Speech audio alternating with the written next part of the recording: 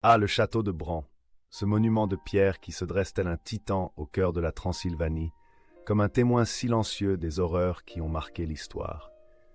Ici, dans ces murs épais, se trame une légende si puissante qu'elle a transcendé le temps et l'espace, se mêlant à l'ombre d'un homme, Vlad l'Empaleur, le monstre, le roi des cauchemars. Mais qu'est-ce que la légende, sinon un miroir déformant de la réalité? Qu'est-ce que la peur, sinon une ombre projetée par la lumière de la vérité? Quand je franchis le seuil de ce château, je sens un frisson m'envahir, une électricité dans l'air, comme si les âmes des victimes de Vlad hantaient encore ces lieux.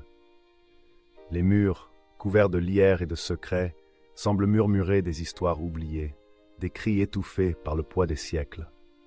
Les pierres, froides et rugueuses, portent les marques de la souffrance, des souffrances que même le temps a du mal à effacer. Chaque pas que je fais résonne comme un écho de douleur, un rappel de la cruauté qui a jadis régné ici. Les légendes parlent de sang, de cruauté, de rituels sombres, mais qu'en est-il vraiment? Vlad, cet homme qui a inspiré tant de frayeur, n'était-il pas, après tout, un produit de son époque? Un prince, un guerrier, un homme de pouvoir, écrasant ses ennemis sous le poids de sa volonté. Les histoires de ces atrocités sont-elles le reflet de ces actes ou le fruit d'une imagination fertile, avide de sensations fortes? Et moi je me demande, qu'est-ce qui se cache derrière le masque de Dracula?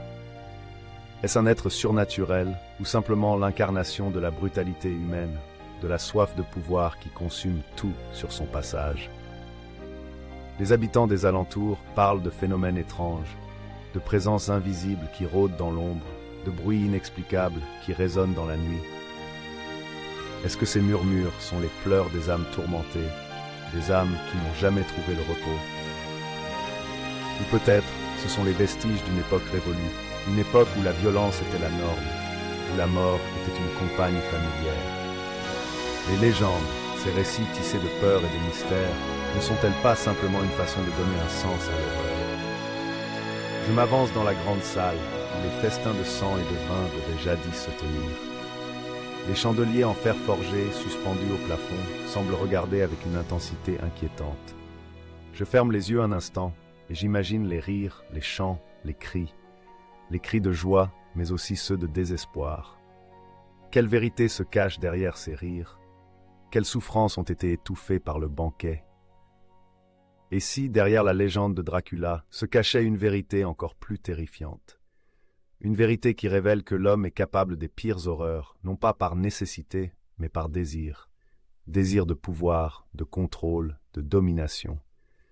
Et là, dans ce château, je réalise que la véritable terreur ne réside pas dans les contes de vampires, mais dans la nature humaine elle-même.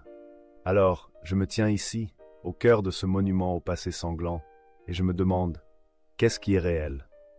Qu'est-ce qui est légende?